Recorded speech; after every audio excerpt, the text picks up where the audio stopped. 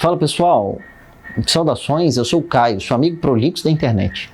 E hoje eu estou trazendo para vocês mais uma indicação de leitura. Dessa vez o livro é um dos livros que eu mais amo nesse mundo, que é Até que Tenhamos Rostos, do C.S. Lewis. É um livro que me marcou profundamente. É um livro que ele nos convida a imaginar. C.S. Lewis aqui, como homem culto que é, faz uma releitura do mito de Cupido e Psique. Então, o mito grego, onde Psique, esta moça belíssima e desejada, comparado à beleza de uma deusa, gera ciúmes em Afrodite. E por isso ela é levada para ser esposa do Cupido, filho de Afrodite, que este não poderia ser visto pela esposa. Então eles se encontravam com ela, marido e esposa, se encontravam no palácio somente à noite e não poderia haver nenhuma luz. Mas uma das irmãs de Psique, munida de inveja, a convence de que o marido era um monstro e por isso não se revelava a ela, a trazer consigo uma luz e escondê-la, e quando estivesse com seu marido à noite, acenderia a luz e mataria o monstro. Mas, para a surpresa de Psique, diante da luz, seu marido não é um monstro. Muito pelo contrário, é um deus. Depois disso, ela perde seu status, ela perde o seu marido, é colocada para fora. E acontece uma série de coisas até que isso possa ser finalmente restaurado. Então, Lewis se vale deste mito, dessa história da mitologia grega, para poder contar a sua história. Que é este livro, Até que Tenhamos Rostos. O livro começa e termina com paralelos do livro de Jó. Ele vai agora se passar num outro reino, os deuses com outros nomes, com algumas helenizações, com algumas palavrinhas em grego, por causa do professor que vem. Mas o livro é contado com uma sensibilidade extrema pela voz ou pelo olhar de uma princesa. Um rei tem algumas filhas e nós olhamos pelo olhar dessa filha mais velha, que era uma mulher muito feia. Isso nos parece engraçado, estranho, que a trama, a pessoa principal seja uma mulher sem beleza, mas é desse ponto que partimos e isso é extremamente importante para a história.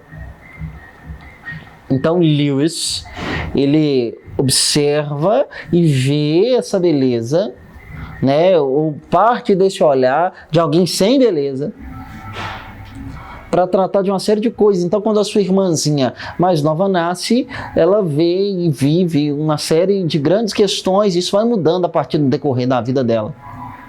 Mas o livro, ele faz algo ainda mais incrível, de um jeito que não nos pareceria tão incrível assim, que é de uma perspectiva não tão cristã, tratar da relação do homem com o divino.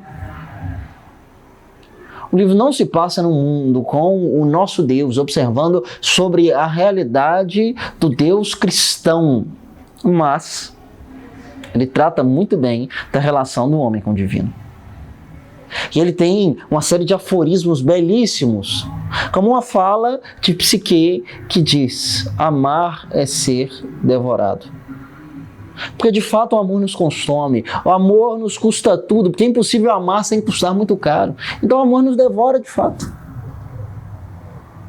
O livro nos traz a perspectiva sobre o divino, e quando, num dado momento, a nossa protagonista, Orual, ouve a voz de um Deus, ela diz o seguinte: quando ele falava, era como se desde a eternidade falasse.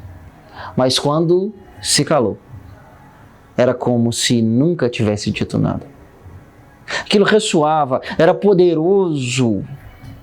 Então é um livro que ele brinca muito com esses conceitos, é um livro que nos encanta e nos leva, é uma história extremamente instigante, bela, cheia das mais bonitas metáforas, que vai tratar do divino como poucas obras fazem. E é válido dizer que este livro também é o livro que o Lewis mais gostava dos que ele mesmo havia escrito. Então, uma obra primorosa, maravilhosa, que ele mesmo indicaria. Vale a pena ler até que tenhamos rostos. É uma narrativa um tanto quanto mais madura. E se você pensar, mas ler um livro de ficção, né, isso é realmente útil para as pessoas que estão vivendo a vida da fé, para os cristãos, na verdade eu diria que é a coisa mais útil. Porque isso instiga a nossa imaginação, isso instiga que possamos pensar e olhar também até para a narrativa bíblica, ainda mais livros como esse, escrito por autores cristãos. Ele nos leva à mente mais rica, uma mente que pensa, imagina e se deleita mais nas coisas bonitas. Porque assim como Deus está preocupado com as coisas bonitas, se não tivesse o maior livro da Bíblia, não seria um livro de poemas.